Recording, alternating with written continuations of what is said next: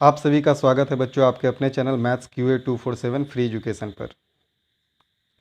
आज हम लोग एक्सरसाइज 3B का क्वेश्चन नंबर 1 से लेकर के 10 तक सॉल्व करेंगे।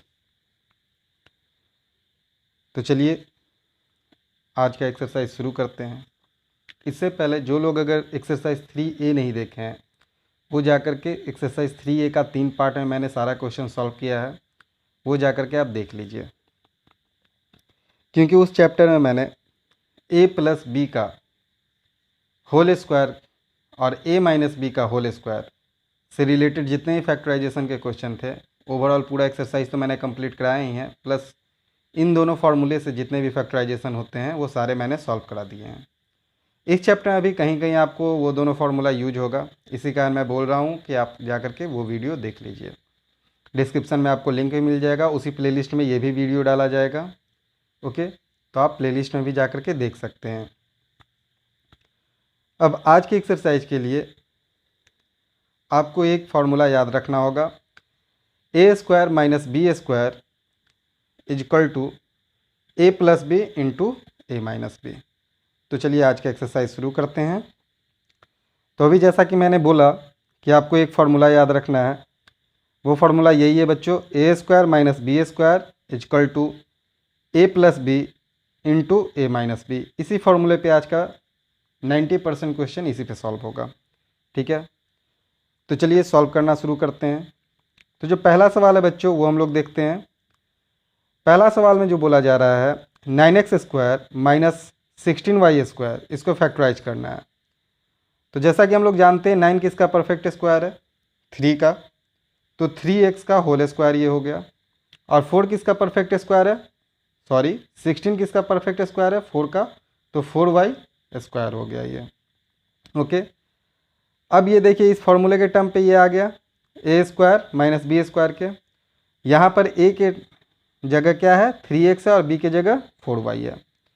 तो चलिए अब इसको सॉल्व करते हैं। तो क्या हो जाएगा, a+b इंटू a-b होता है, तो यही इसी कारण क्या हो जाएगा 3x + 4y into 3x - 4y। यही आपका आंसर है, आप लोग इसको नोट डाउन कर लीजिए। चलिए क्वेश्चन नंबर 2 देखते हैं हम लोग। क्वेश्चन नंबर 2 में बोला जा रहा बच्चों 25/4x² - 1/9y² को फैक्टराइज करना है। तो 25 किसका परफेक्ट स्क्वायर है बच्चों, 5 का, और 4 2 का, तो 5/2x का होल स्क्वायर। ओके, 9 किसका है 3 का, तो 1/3y का होल स्क्वायर। अब देखिए ये a और ये b के टर्म में आ गया, a² - b² के टर्म में आ गया। तो अब देखिए a+b, तो 5/2x + 1/3y, और a-b, तो 5/2x - 1/3y। यही आपका आंसर हो जाएगा, आप लोग इसको नोट डाउन कर लीजिए।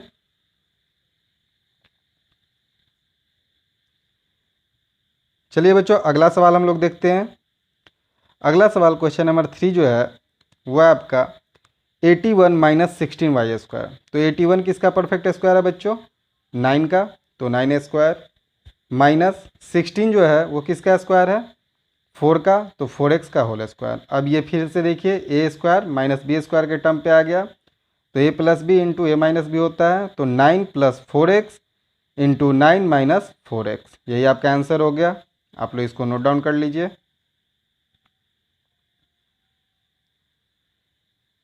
चलिए अगला सवाल देखते हैं बच्चों। अगला सवाल क्वेश्चन नंबर 4 जो है वो है 5 - 20x का स्क्वायर।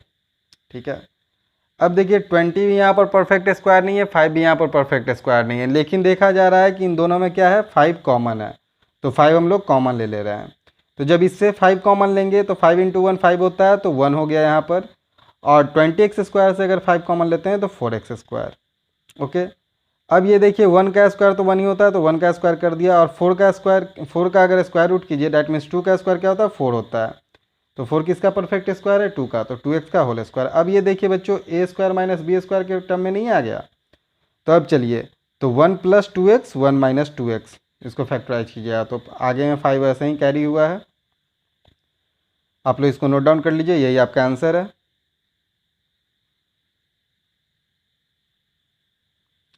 चलिए बच्चों अगला सवाल देखते हैं। चलिए बच्चों क्वेश्चन नंबर 5 देख लेते हैं। क्वेश्चन नंबर 5 में बोला जा रहा है 2x का पावर 4 माइनस 32।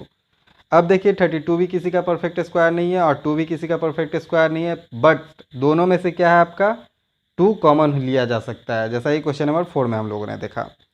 तो चलिए इन दोनों से अगर 2 कॉमन लेते हैं तो 2 कॉमन लेने पे इस टर्म से क्या आपका x टू दी पावर 4 हो जाएगा, और इस 32 से अगर 2 कॉमन लेते हैं तो 16 हो जाएगा। ओके, तो ये 2 अगर कॉमन आपका कैरी ही हो रहा है, ठीक है।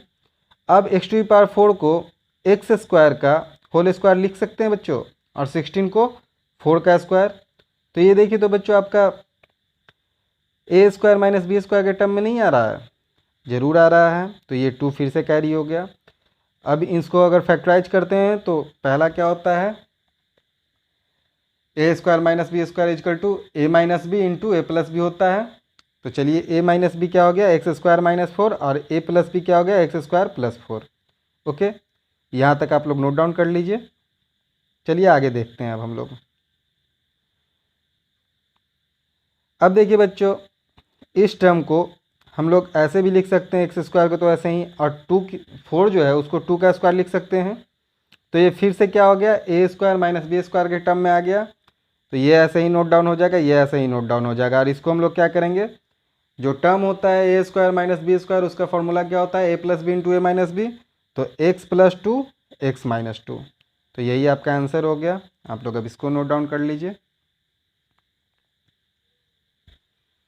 चलिए बच्चों अगला सवाल क्वेश्चन नंबर 6 देख लेते हैं हम लोग। क्वेश्चन नंबर 6 में बोला जा रहा है बच्चों 3a cube b minus 243ab cube. Okay, तो देखिए 243 जो है वो किसी का परफेक्ट स्क्वायर नहीं है, ना ही 3 किसी का परफेक्ट स्क्वायर है।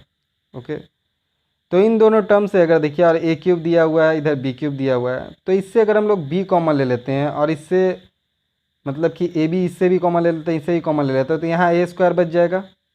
तो वही हम लोग देख रहे हैं। तो 3a भी हम लोगों ने कॉमन ले लिया, तो 3 कॉमन हो गया, a कॉमन हो गया, b कॉमन हो गया। तो यहाँ से ए स्क्वायर आपका बच गया। यहाँ से अगर 3 कॉमन लीजिए तो 243 को 3 से डिवाइड कर दीजिए, 81 आएगा। और a तो कॉमन हो ही गया, और बी क्यू में से b कॉमन हुआ तो b स्क्वायर हो गया।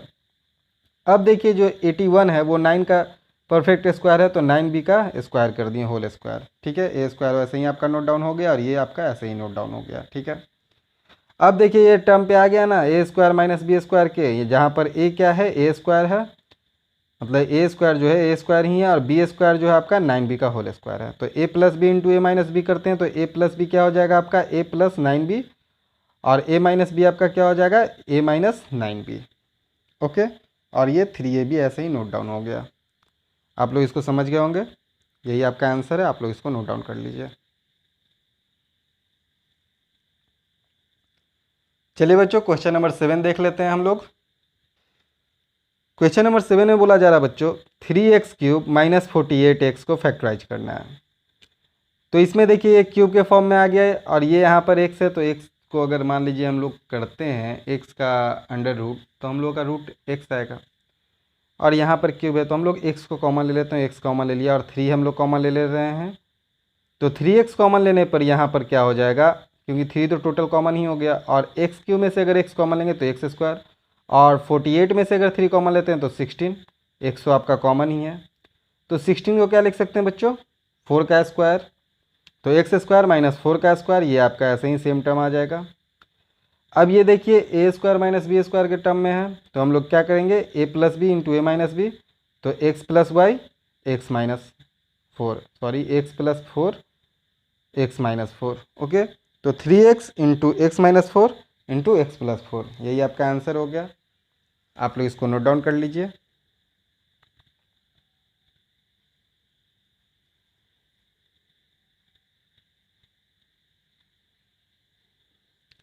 चलिए क्वेश्चन नंबर 8 देख लेते हैं।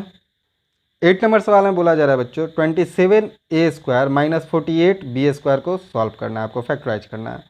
तो इसमें से देखिए 3 अगर दोनों में से कॉमन लेते हैं, क्योंकि 3 का दोनों मल्टीपल है, तो 3 कॉमन लेने पे ये क्या हो जाएगा, 27 से 3 गया तो 9, और ए स्क्वायर, यहाँ से अगर 3 कॉमन लेते हैं 16 बी स्क्वायर।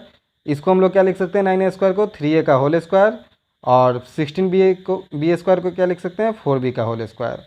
ओके, अब ये देखिए फिर से उसी फॉर्मूले पे आ गया, तो 3a minus 4b 3a plus 4b, यही आपका आंसर हो गया। आप लोग इसको नोट डाउन कर लीजिए। और ये 3 तो आपका सेम ही आया था। चलिए बच्चों क्वेश्चन नंबर 9 हम लोग देख लेते हैं। क्वेश्चन नंबर 9 है बच्चों x माइनस 64x³ ओके। तो इन दोनों से अगर x हम लोग कॉमन ले लेते हैं तो यहाँ से 1 और इसमें से 64x², क्योंकि क्यूब से अगर x कॉमन लेते हैं तो x² हो जाएगा। अब 1 को 1 का स्क्वायर और 64x² को 8x का होल स्क्वायर, क्योंकि 8 का स्क्वायर क्या होता है 64 होता है। अब ये फिर से उसी फॉर्मूले पर आ गया a² माइनस b² के, तो x तो आपका ऐसे ही आ जाएगा और 1 माइनस 8x जो कि a माइनस बी और 1 plus 8x that means a plus B, यही आपका आंसर हो गया। आप लोग इसको नोट डाउन कर लीजिए।